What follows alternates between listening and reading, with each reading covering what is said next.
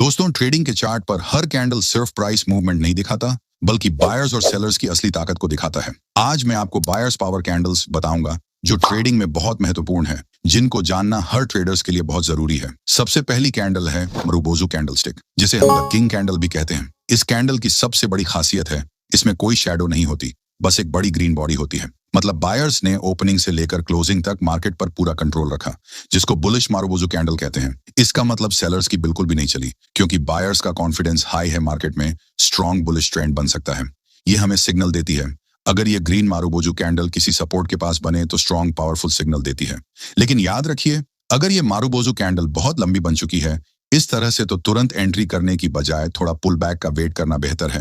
उसके बाद bullish move पर एंट्री करना चाहिए। ये एक सुरक्षित तरीका है। दूसरी कैंडल है bullish candle with small upper shadow, जिसे हम द स्ट्रॉन्ग वॉरियर कैंडल कहते हैं। इस कैंडल में ग्रीन बॉडी तो बड़ी होती है, लेकिन उसके ऊपर एक छोटी सी शैडो रहती है।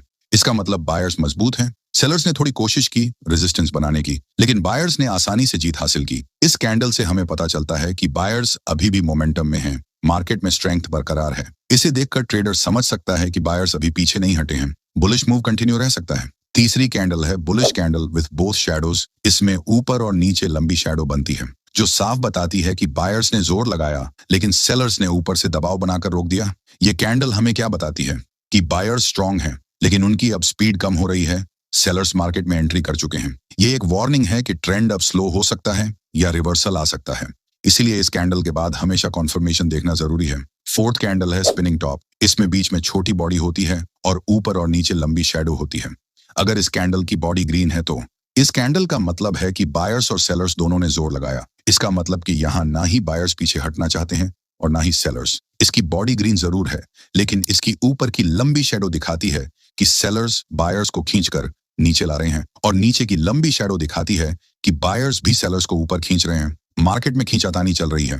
ऐसी कैंडल देखकर ट्रेडर्स को अधिक केयरफुल रहना चाहिए, क्योंकि ये रिवर्सल की शुरुआत भी हो सकती है और कंफर्मेशन के बाद ही ट्रेड एंट्री लेनी चाहिए। पांचवी कैंडल है इनवर्ट हैमर। इसमें ऊपर की तरफ लंबी शैडो होती है और नीचे छोटी बॉडी होती है। अगर ये ग्रीन कैंडल है तो इसका मतलब है बायर्स अब पहले जैसे मजबूत नहीं रहे, जो बताती है कि सेलर्स अधिक स्ट्रांग हैं। बायर्स धीरे धीरे पीछे हट रहे हैं।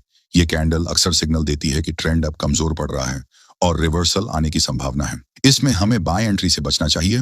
आखिरी कैंडल है ग्रेवस्टोन डोजी। इस कैंडल की ऊपर की शैडो बहुत लंबी होती है और नीचे की तरफ बहुत ही छोटी या ना के बराबर बॉडी होती है। बॉडी बहुत बार होती भी नहीं। इस तरह से इसकी छोटी बॉडी रेड या ग्रीन कुछ भी हो सकती है, उससे फर्क नहीं पड़ता।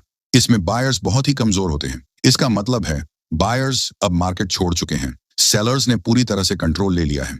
मार्केट बेरिश साइड में जा सकता है। ये कैंडल साफ सिग्नल देती है कि अब बायर्स की जर्नी खत्म हो चुकी है और सेलर्स हावी हो गए हैं। हमें बाय एंट्री नहीं लेनी चाहिए। अगर आप इन कैंडल्स को समझकर चार्ट पर प्रैक्टिस करेंगे तो चार्ट पर बायर्स और सेलर्स की लड़ाई आपको साफ दिखने लगेगी। अगर वीडियो इन्फॉर्मेटिव लगी है तो लाइक और चैनल को सब्सक्राइब जरूर करें। धन्यवाद।